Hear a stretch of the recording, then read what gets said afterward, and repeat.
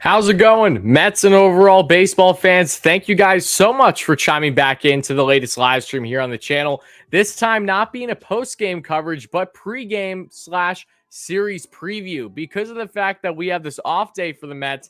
Their first game in the D-backs series starts tomorrow. I figured let's do the series preview today. That way we don't have to try to rush anything for a series preview tomorrow morning before the 1 o'clock start Eastern time. So I'm very excited to get into this. I hope you guys are too. To everyone first chiming the live stream, I'll be doing a roll call here in a second. See how you guys are doing. And for my viewers on replay, this will go between 20 minutes and a half hour long tops. I'll be cropping the video after the live stream, but like normal, like the normal post-game coverage, we'll be going at minimum an hour today, breaking down everything that there is to know about this home opening series for the Mets, as we have the Tom Seaver statue that's destined to be unveiled right around 10:30 a.m. tomorrow at Citi Field. Home opener, of course, for this series against the D-backs. What are players that we should look for in this D-backs series for both the D-backs and the Mets and everything in between, along with potential lineups and so on and so forth. All of that and then some is what we will be breaking down in today's series preview. So again, shout out all you guys for being here. I do appreciate it. Make sure to smash that like and subscribe on.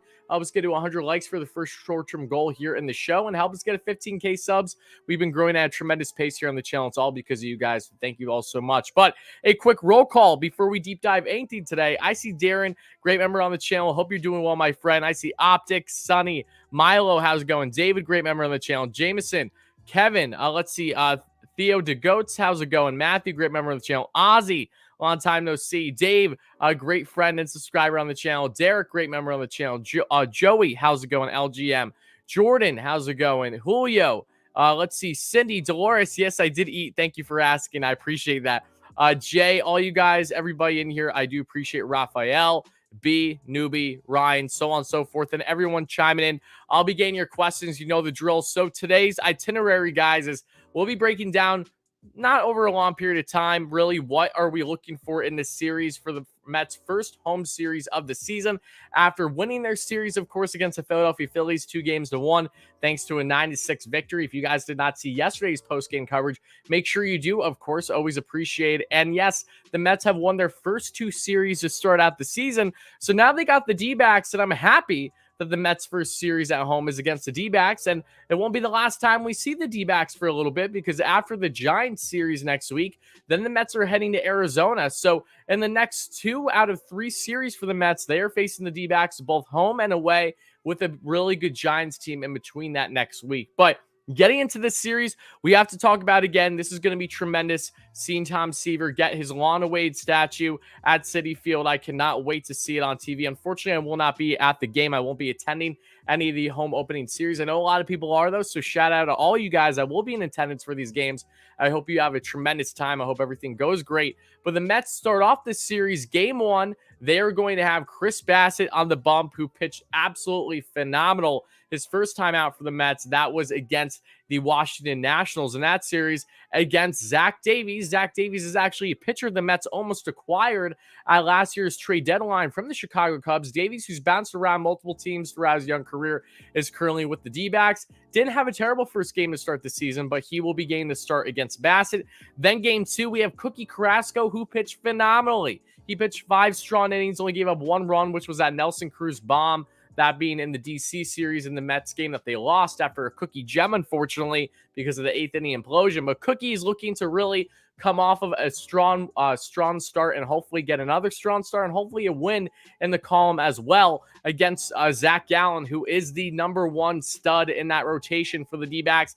He started the season a little slow. I believe he was dealing with an injury, but he's making his first official start of the year against the Mets. And that really gives me a lot of similarities to, I remember early last year, guys, I don't know if you guys have been paying attention or this clicked in your head too, but I saw D-backs at home in Citi Field, and the first thing that crossed my mind was the fact that we're just under a year removed from the last time the D-backs were in Citi Field, which was early last year in May, I believe.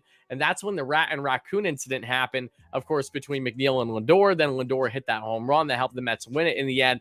Can't believe it's almost been a year already since that has transpired, but time does fly, especially here on the channel with all the endless content we've been coming out with. But Cookie versus Gallen, that's going to be a really fun one. Hopefully we get another strong start from Cookie Carrasco.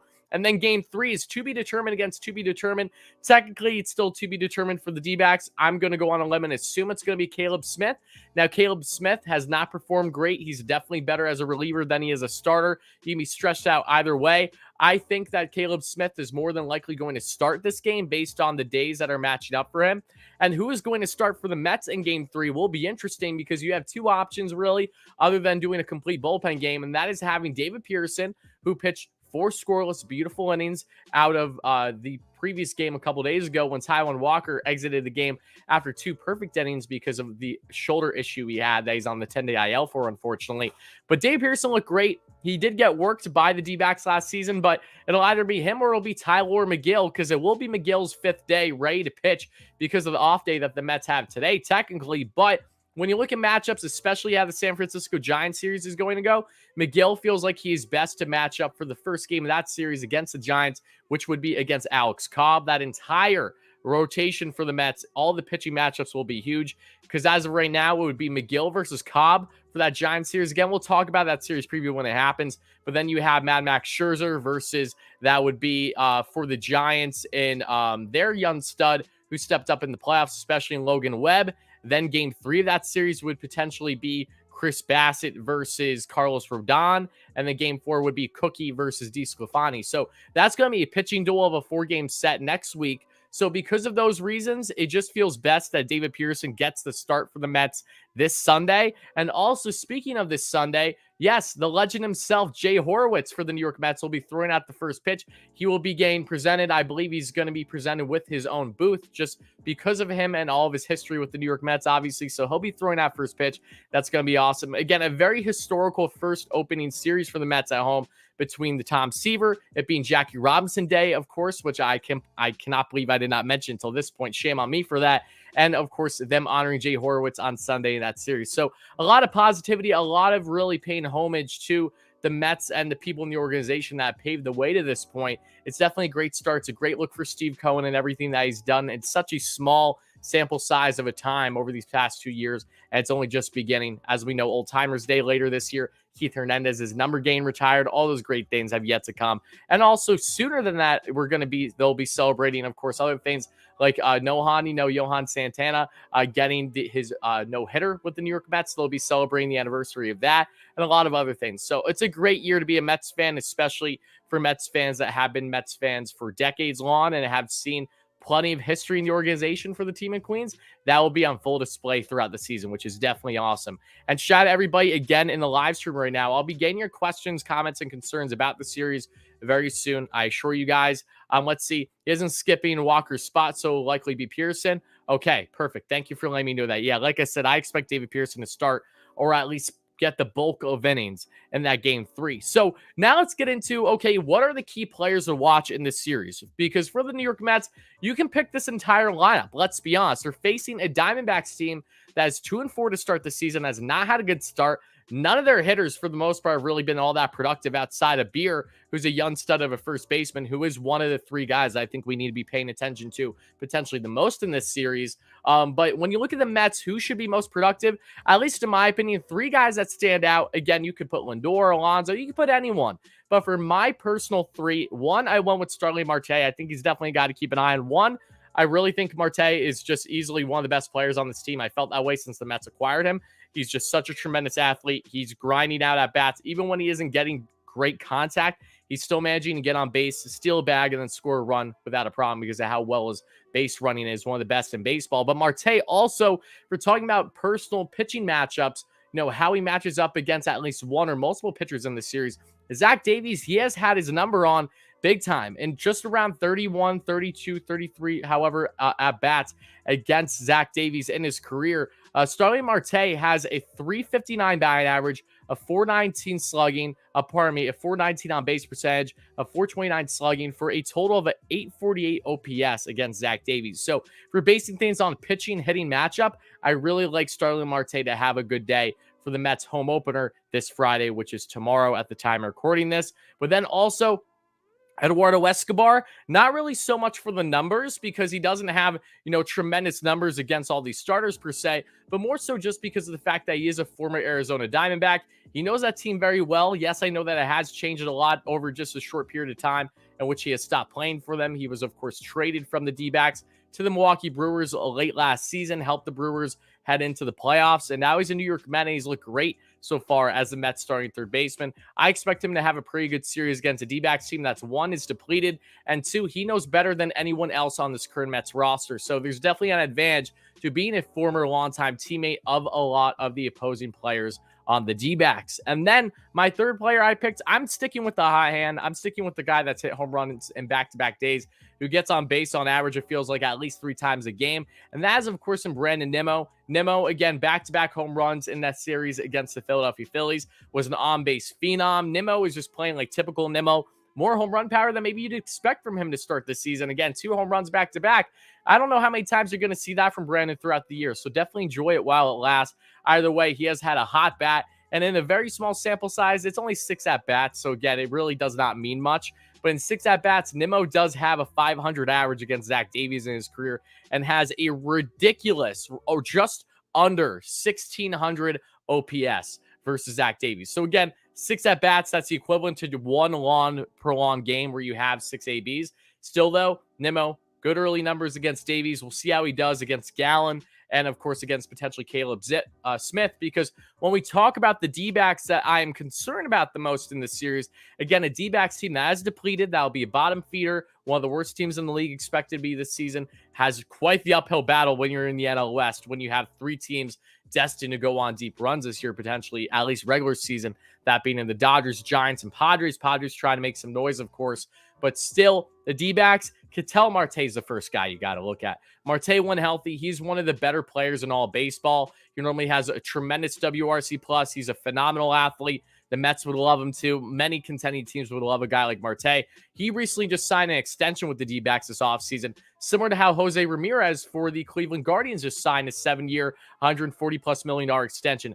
Ridiculous bargain contracts for smaller market clubs, respectively, but they definitely have commitment for sure. And while they definitely can get traded still, even with a no-trade clause, it still is impressive how both those teams, on a side note, were able to land those respective contracts. But Ketel Marte, again, you can play him in the outfield, play him in the infield. He plays all over the place. He's just an absolute stud of a hitter. But what will benefit the Mets, at least according to recent numbers, is that Chris Bassett has Ketel Marte's number. Knocking on wood, because again, with my luck, Marte is going to go 4 for 4 or 5 for 5 in Friday's game against Bassett. But to this point, at least, Ketel Marte has a 154 average, a 267 on base, and a 154 slugging versus Chris Bassett in his career. And that's out of 15 ABs. So you're looking at, basically out of a 3-game span. He has not fared well against Chris Bassett. So we'll see if that will hold true and benefit Bassett, that being the right-hander for the Mets starting this Friday on the home opener or not. Either way, that's definitely a plus. But besides that, Ketel Marte, again, he's just a murderer of baseballs. I expect him to have a good series, and rightfully so.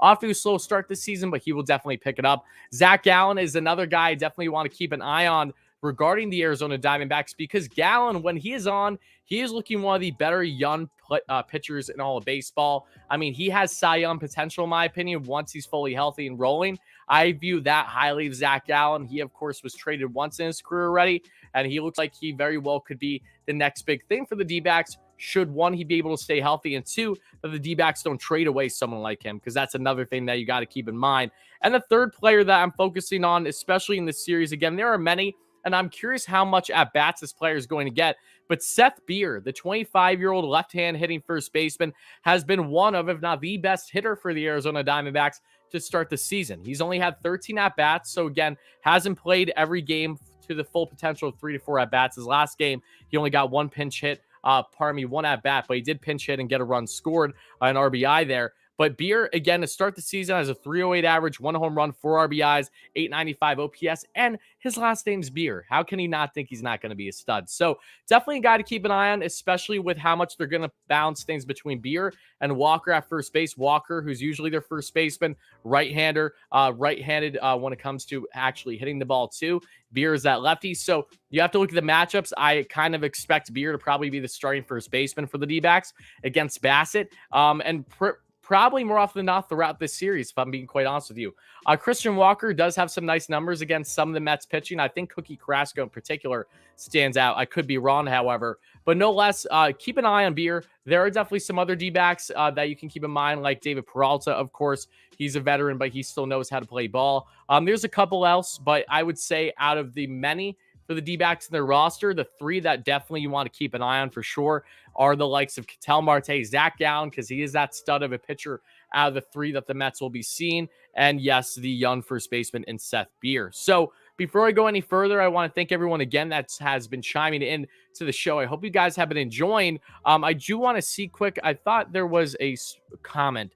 Want to make sure that I'm not missing anything here. Okay, I don't believe I am. Like I said, I'll be getting all your questions, comments, and concerns very soon. Let's see. Seth Beer is the best name in baseball. Yeah, no, you got to love that name. It's quite a beauty. And I do believe he hit a home run for the D-backs earlier this season, a couple games ago, when the D-backs were giving away like a free beer to the first like 20,000 fans that entered the game that are obviously 21 or older, duh. But still, that was pretty cool how that transpired on the same day. I'm almost certain that's what transpired. But let's talk about for a second what is important for the Mets in this series against the Arizona Diamondbacks before I cut it off for my viewers on replay, which is a lot of you. Well, in a nutshell, the Mets going into this home opener, they just need to make sure that they just continue to play and hustle the way that they were in their first two series. You know, we've seen time and time again a Mets team that has been at times polar opposite at Citi Field. They have struggled at home. We know that Citi Field is not known for being a necessarily batter-friendly park. It's definitely more known for its pitching from everything that we've seen since it arrived a decade plus ago. And I think it's really just important for the Mets to take full advantage of the opportunities given to them here. There's little to no excuse to not win this series, let's be honest. I mean, outside of just complete collapses, which I don't see happening, the Mets at minimum should take 2 of 3 from the D-backs here. If they lose this series, I think that's not a good look. That is 10 times worse than the 2 losses the Mets have had so far this season. So they got to win the series. Got to try to win that home opener at least, especially with Tom Seaver and everyone in attendance. It'll be a packed out crowd, rightfully so. I can't wait to watch it. I'm so excited for all my viewers, just overall Mets fans. I'll be in attendance for this series. It should be a blast. And game 3 with Horowitz too. There's just, all in all, I really, really do hope that the Mets, of course, win this series, but they have to.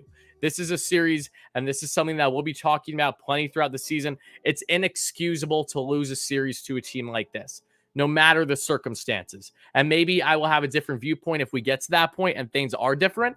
But as of now, I would say they got to win at least 2 or 3. Ideal is to get a sweep, because it's not like that this is a team that the Mets are going to be completely outmatched with, okay? This should be their easiest opponent to start the season, if we're being completely blunt. Gonna knock you on wood because I don't want to jinx anything. Anything happens in baseball. Mets are going to lose to bad teams this year. They're going to look like a bad team at times, and they're going to look like a great team at times too. So far, they've looked like a very good team more often than not. Let's hope that that trend continues heading into this series against the D-backs. But for everyone watching on replay, which again is none of you live viewers right now, I'm going to start answering your questions. But if you want to get the entire full version for my viewers on replay, 1, make sure you're subscribed for more consistent content here on the channel, the best Mets coverage here on YouTube. And 2, make sure you have those notifications on so that way you don't miss these live streams when they happen. So that way you can enter the live chat and get your comments answered, whatever they may be.